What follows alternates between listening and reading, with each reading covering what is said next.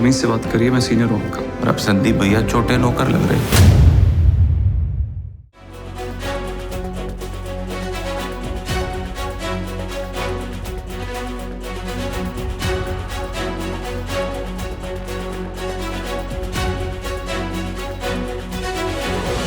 नमस्कार, स्वागत है एमपी तक पर। मैं हूं विजय कुमार और मेरे साथ युवा नेता मौजूद हैं जिन्होंने अमेरिका, इटली से लेकर अब रीवा में अपनी राजनीतिक यात्रा, राजनीतिक पारी की शुरुआत करने जा रहे हैं। युवा चेहरे हैं, इन्होंने बड़े सफ़र किए और अब रीवा अपने गांव लौट कर आए हैं। यहाँ पर राजनीति की एक मिसाल कायम करने की कोशिश कर रहे हैं। तो आइए बात करते हैं प्रखर प्रताप सिंह से। इन्होंने क्या विज़न को लेकर यहाँ पर पॉलिटिक्स की शुरुआत की है। स्वागत है एमपी तक पर। आप विदेश से लौट कर रीवा आए हैं, इसके पीछे क्या मंशा रही? देखिए, मैं ईश्वर की कृपा थी कि मुझे उच्च शिक्षा अच्छी जगह प्राप्त करने का मुझे मौका मिला। मगर जिसे कहते हैं कि अगर आप जीवन में कुछ भी काम करते हैं, अगर आप उससे संतुष्ट नहीं हैं, एंड ऑफ द डे वो चाहे वो देश हो उसकी कारण, चाहे वो लोग हो उसकी कारण, तो उसी वजह से मेरे बब्बा जी श्री निर्मल सिंह जी सबसे बड़ी प्रेरणा है मेरे लिए। और जो उनके कार्यशैली में मैंने जो उनको लोगों का समर्थन देखा है उनके प्रति, उन चीज़ों से मुझे ऐसा आभास था कि मुझे भी इन्हीं चीज़ों से एक संतुष्टि मिलती है। हाँ, ये एक त्याग की बात है क्योंकि जनसेवा एक बहुत ही कठिन काम है। इसमें काफ़ी गंभीरता है और लोगों की जो आशा है उसको झूठे वादे ना करना, उनकी उम्मीदों को जगाए रखना, उनकी मदद करना, ये एक ही बहुत ही गंभीर विषय है। तो विदेश में मैं ज़रूर था, पढ़ाई भी करी, नौकरी भी करी, मगर उसको अब थोड़ा साइड रखा जाए क्योंकि वो एक फ़ेज़ था मेरी लाइफ का जिससे आज मैं काबिल बना हूँ और आगे की सोच रखना, आगे की ज़िंदगी जीने के लिए हमेशा ही काबिल रहूँगा।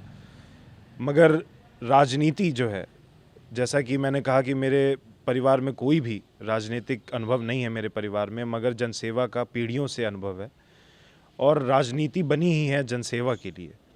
और अगर अपने सामर्थ्य से कोई जनसेवा करता है तो वो 10 लोग, 20 लोग तक, 100 लोग तक पहुंच सकता है। मगर राजनीति एक ऐसा मंच है कि जहां पे आप 2 लाख, 4 लाख, 5 लाख लोगों तक, और जितने भी आप बड़े लेवल पे राजनीति करते हैं तो उसी तरह ये संख्या बढ़ती जाती है। तो ये ताकत है इस पद की।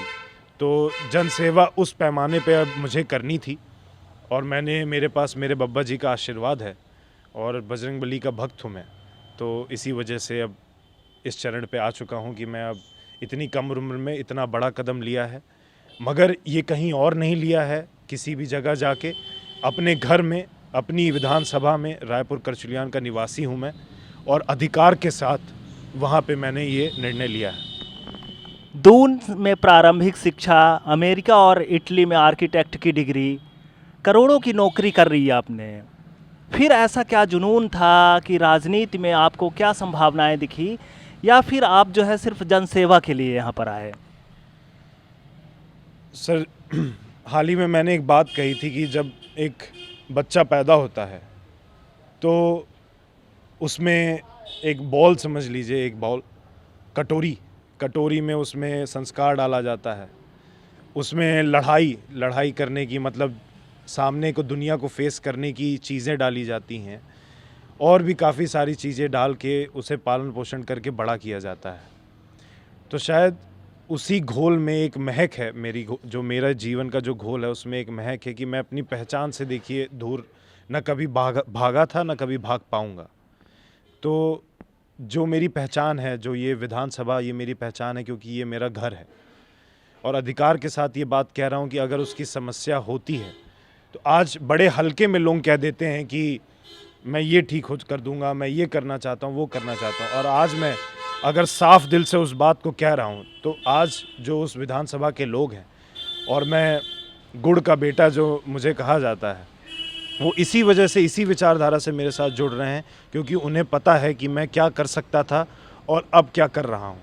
और उनके हित के लिए ही मैं अब जीवन पर्यंत संकल्प लिया हूँ कि अपने विधानसभा के विकास के लिए ये मेरा जीवन पर्यंत का संकल्प है और इसी विचारधारा से अब बस आगे बढ़ते रहना है।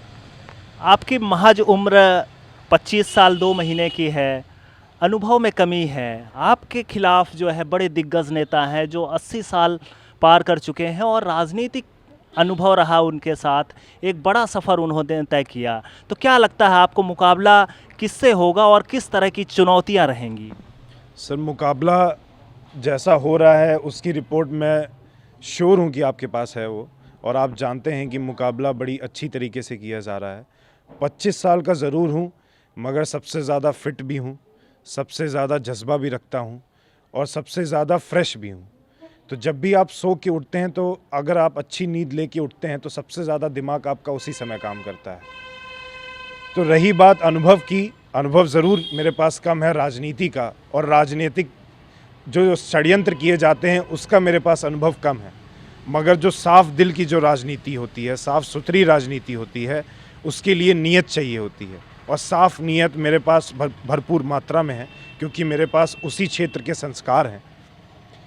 और ये मैं आपको बता दूं कि अगर आप कह रहे हैं कि इतने समय से वो हैं और भाजपा के प्रतिनिधि हैं, कांग्रेस के प्रतिनिधि, मतलब कांग्रेस की प्रत्याशी हैं, और भी अन्य पार्टियों के प्रत्याशी हैं, मगर ये मान सकते हैं कि अगर वो इतने समय से भाजपा को मौका क्षेत्र ने दिया था और हमारा परिवार भी उनको मौका दिया है पिछले वर्षों में, तो उनसे हिसाब मांगा जाए कि उन्होंने क्षेत्र में काम क्या किया है।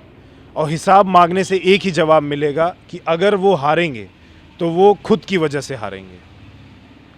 तो आप समझ रहे हैं, अगर भाजपा कांग्रेस क्षेत्र में नहीं जीतती है तो वो अपनी खुद की वजह से नहीं जीतेगी, क्योंकि अगर जब किसी को इतने मौके दे दिए जाते हैं और क्षेत्र को जिस स्थिति में क्षेत्र है उस स्थिति में क्षेत्र रहता है, तो आप लाख प्रयास कर लो, जीत थोड़ी मुश्किल तो हो ही जाती है। एशिया का सबसे बड़ा सोलर प्लांट और भी ढेर सारी वहाँ पर संभावनाएं हैं, बावजूद वो क्षेत्र काफ़ी पिछड़ा है। क्या वजह मानते हैं, और अगर आप जीत कर आते हैं तो वहाँ पर कितनी संभावनाएं हैं रोजगार की, और क्या विकास के पैमाने होंगे?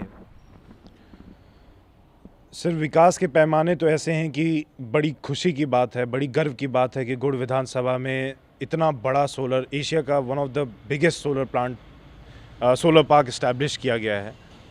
मगर उससे हमारे क्षेत्र को क्या मिल रहा है सर? अगर हम दिया जलाते हैं तो पहले पड़ोसी के घर में रोशनी करते हैं कि अपने घर में रोशनी करते हैं?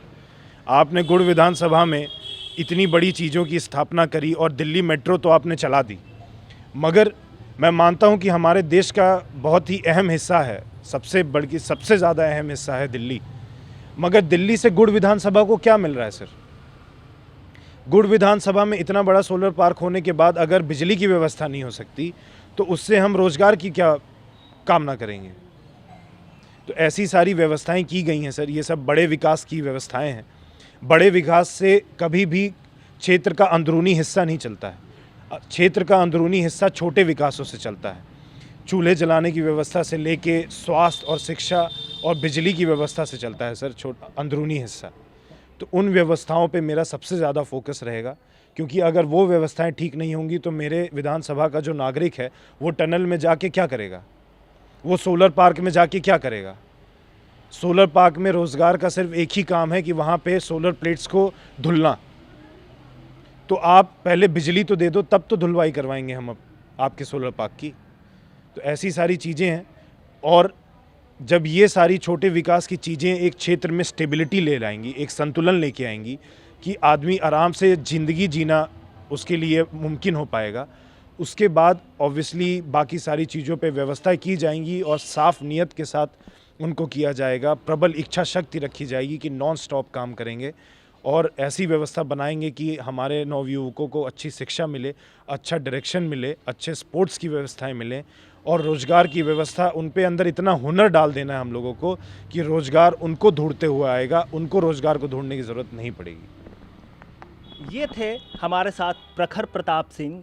इन्होंने साफ जाहिर की कि मूलभूत सुविधाओं की गुड़ में महत्वपूर्ण ज़रूरतें हैं जिनको पूरी किया जाना अति आवश्यक है। इन्होंने अमेरिका और इटली में आर्किटेक्ट की डिग्री लेने के बाद बिल्डिंग बनाने का काम किया, एक सुव्यवस्थित तरीके से बिल्डिंग की डिज़ाइन की। अब समाज में आकर राजनीति कर उनको व्यवस्थित करने का काम करेंगे। एमपी तक के लिए रीवा से विजय कुमार।